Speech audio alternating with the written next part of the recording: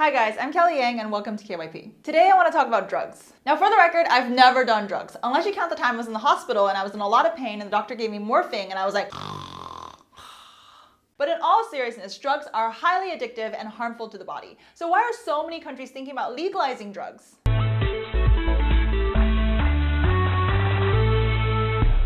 We all know that drugs are a huge cost to human health, costing society an estimated $110 billion each year in the United States alone. They can lead to addiction and overdose and terrible and hard-to-pronounce diseases like tuberculosis, hepatitis, and human immunodeficiency virus infection or HIV/AIDS. From 2000 to 2014, nearly 500,000 Americans died from drug overdoses. Those who don't die suffer brain damage, get into crime, and in general become lost, unproductive members of society. So how come countries like Portugal, Uruguay, and even certain states in America are legalizing or decriminalizing drug use? To answer that question, we have to first look at the drug trade.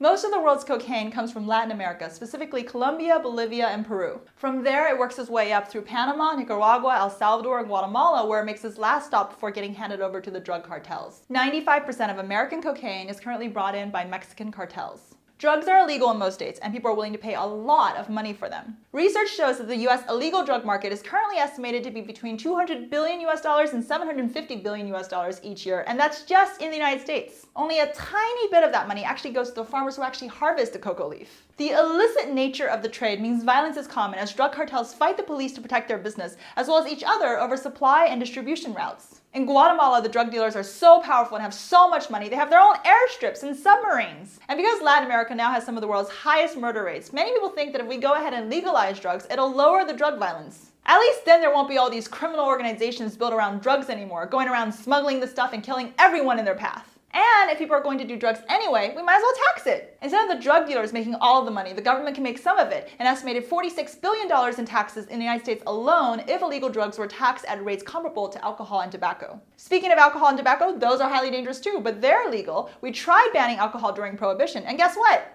It didn't work. In 2001, Portugal became the first European country to decriminalize personal possession of drugs, including marijuana, cocaine, heroin, and meth. 10 years later, drug use in Portugal actually declined and now has some of the lowest rates of marijuana use in the European Union. Drug-related HIV infections fell by 17% and drug-related death was reduced by more than half. Sounds pretty good, but will decriminalization lead to other problems? Studies show that as marijuana laws become more lax, more teens are starting to view marijuana as safe. 60% of US high school seniors now don't think of marijuana as harmful, even though marijuana can lead to serious health, social, learning, and behavioral problems, especially in young people. What do you think? Do you think the answer to the global drug problem is to legalize drugs or to keep banning drugs but impose harsher penalties? Send me your thoughts and comments, and don't forget to subscribe for more videos. Until next time, I'm Kelly Yang, and thanks for watching KYP. Hey guys, a lot of people think we're just a video channel, but we're actually a school. Learn with us at our learning centers in Asia or online. To find out more, enroll in classes, or to teach with us, go to kellyyang.edu.hk.